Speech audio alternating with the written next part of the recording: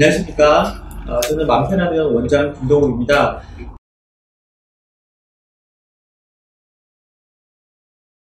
아마 이제 거의 저희 채널을 보셨던 분들은 한 달 가까이 이제 보셨을 것 같은데 여러 가지 생각들이 있으실 것 같습니다. 그래서 댓글도 좀 남겨주시고 하시면 제가 적극적으로 의견을 수렴해 보도록 하겠습니다. 일단 오늘은 저는 새로운 아이템을 가지고 좀 보도록 하겠습니다. 그러니까 저희가 이제 조현병에 대해서만 얘기를 하고 보니까 저희 병원에서 어떤 분들은 조현병만 보느냐 이렇게 얘기하시는 분들이 계셔서 그렇지 않은 부분들이랑 또 앞으로는 우울증을 비롯해서 정신과 치료의 다양한 부분들에 대해서 같이 이야기를 좀 해보도록 하겠습니다.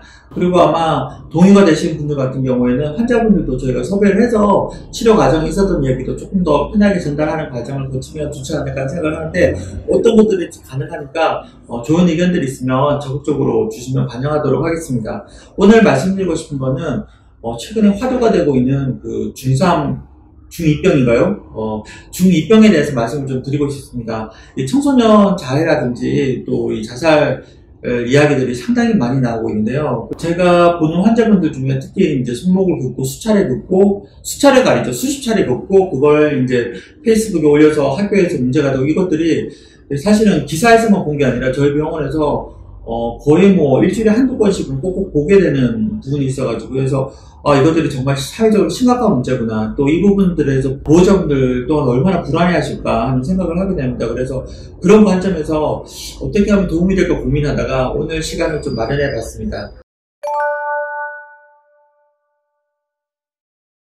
오늘 처음 말씀드리고 싶은 것은 학교 부적응 청소년에 관한 건데요. 학교에 적응하기 힘들어하는 청소년들이 이렇게 많은지 저도 사실은 몰랐습니다.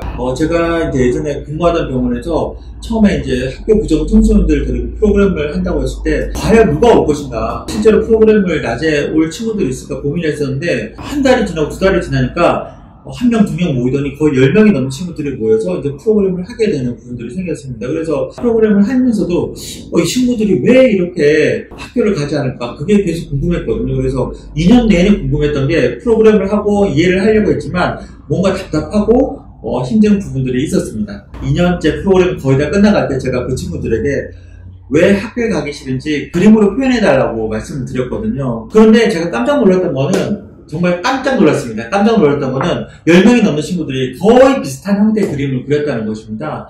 어떤 형태의 그림이냐면 보시다시피 사람의 눈을 대부분 그렸고요. 그리고 그 사람들이 자기를 쳐다보고 있기 때문에 무서워서 학교에 가기 힘들다는 이야기를 했습니다. 청소년기에 시각적 자극이든 청각적 자극이든 감각이 예민해지는 시기를 거치게 되는데 다른 사람들이 자기를 보는 시각에 예민해졌기 때문에 누군가 옆에서 지나가는 말을 하기만 해도 자신에 대해서 안 좋은 말을 할 거라는 그런 느낌들을 가지고 있습니다. 그 느낌들 때문에 밖에 나가는 것이 힘들고 학교에 가는 것이 힘들고 그런데 이제 엄마나 아빠한테 이 얘기를 해도 자기를 이해해주지 못할 것 같은 그런 두려움을 강하게 느끼고 있었습니다. 그래서 그 두려움 때문에 화나 분노를 참고 있다가 또 폭발하게 되는 여러 가지 형태의 원인을 가지게 되었습니다. 어떤 청소년 같은 경우에는 옆에 있는 친구를 주먹으로 때려서 코뼈를 손상시킨 친구가 있었는데 그 친구한테 제가 물어봤습니다. 왜 그랬어요? 물어보니까 자기는 머리카락이 자기 피부에 닿게 되면 그 머리카락이 자기 피부를 뚫고 뼈를 뚫고 들어올 것 같은 두려움이 들어서 너무 싫어하는데 수차례 말렸는데도 불구하고 그 친구가 갑자기 머리를 들이밀면서 이 머리카락이 살에 닿으면서 너무 불안하고 화가 났다고 얘기를 하더라고요. 물론 다른 사람을 때리는 것은 옳지는 않지만 왜 그렇게 할 수밖에 없었는지에 대해서 이해를 하고 나니까 뭐라 얘기를 하기가 참 힘들다는 부분들이 듭니다.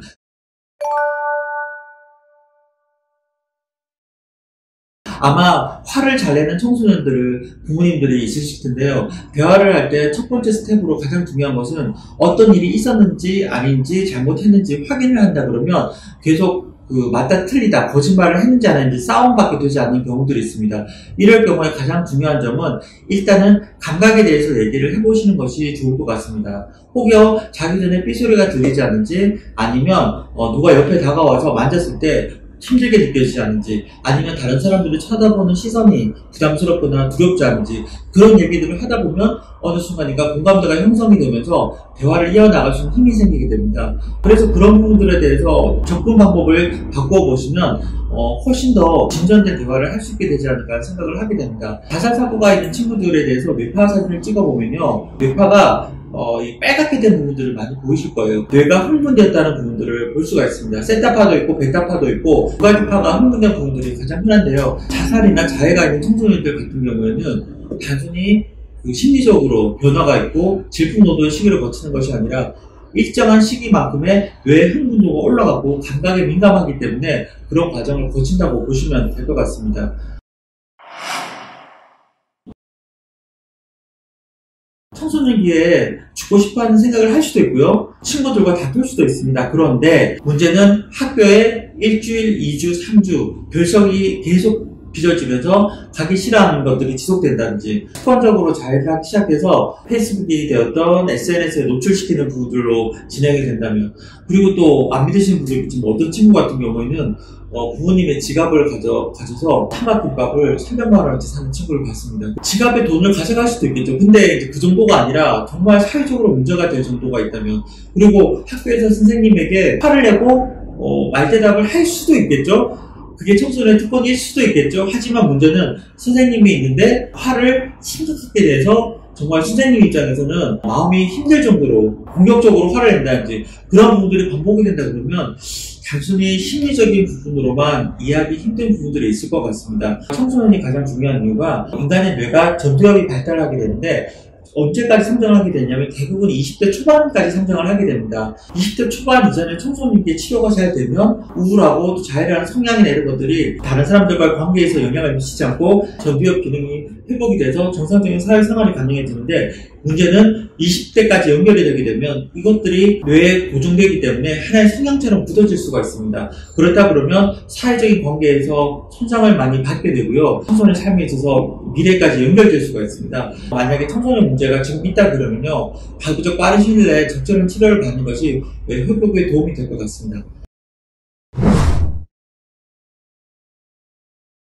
이런 친구들에 대해서 실제로 저희 병원에 많이 오고 계시고요. 그런데 처음에 오셨을 때 저희가 이제 뇌파 검사를 하고 또 약물 치료를 하자고 했을 때 대부분 부모님들이 이거 왜 약을 먹죠? 이렇게 말씀하시는 분들이 계시거든요. 아마 치료 처음에는 왜 약이 필요한지, 또 한 분들은 부모님들의 어떤 부분들은 왜 치료가 필요하죠? 말씀하시는 분들이 많이 계십니다. 실질적으로 검사를 하고 또 설득을 하고 치료를 해보면 3개월, 6개월 지날수록 부모님들의 만족도가 높아지는 부분들이 있습니다. 그때는 이것들이 단순히 심리적인 부분이 아니라 뇌 질환이었구나 하는 부분들에 대해서 생각을 하시는 것 같습니다. 쭉 정리를 해보면요, 청소년기에는 첫 번째, 감각이 예민해지는 시기를 거치게 됩니다. 그렇게 되면 주변 자극에 쉽게 노출이 돼서 옆에서 작은 소리만 들려도 불안해하고 힘들어하는 부분들이 있고요. 그리고 그 두 번째 단계에서는 그런 자극에 대해서 화가 나게 되기 때문에 참는 상태가 나타나게 됩니다. 그 단계에서는 점점 친구들하고도 소외되고 혼자 있는 단계를 거치게 되겠죠. 그리고 이제 세 번째 단계에서는 사람마다 다를 수가 있는데, 외향성 있는 친구들 같은 경우에는 아마 그런 화를 순식간에 폭발하는 쪽으로 많이 갈 수가 있고요. 내향성이 있는 친구들 같은 경우에는 자해를 하거나 그 화가, 분노가 밖으로 빠져나가지 않고 자신의 몸에 흔적을 남기게 됩니다. 그런 것들이 자해로 연결이 되게 됩니다. 아마 부모님께서 자녀분들이 자해를 한 것들을 보실 때 정말 가슴이 아프시고 깜짝 놀라실 것 같은데, 그 부분들에 대해서 너무 두려워하거나 놀라지 마시고요. 자해를 한 청소년들이 마음 가운데 화나 분노가 있었고 그 이전에 감각이 민감함이 있었다는 것들을 이해하신다 그러면 충분히 대처할 수 있는 부분들이 생기실 것 같습니다. 그럴 경우에는 가급적 정신과 전문의를 찾아주시고 저희 병원에 와주시면 더 감사하겠습니다. 그리고 마지막 단계에 있어서는 이 부분들이 만성화되는 과정을 거쳐서 친구로부터 소외되고 학교에 부적응이 되고 이런 과정들을 거치게 됩니다.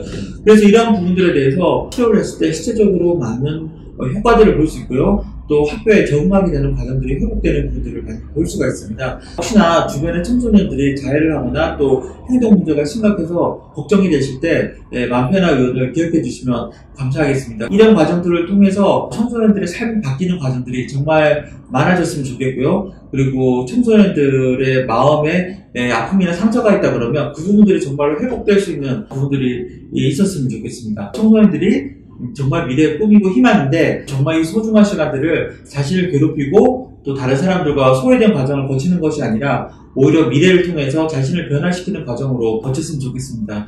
오늘은 여기까지 말씀드렸고요. 그 추후에 또 새로운 주제로 항상 여러분들에게 다가가도록 하겠습니다. 좋아요, 구독 꼭 눌러주세요. 감사합니다.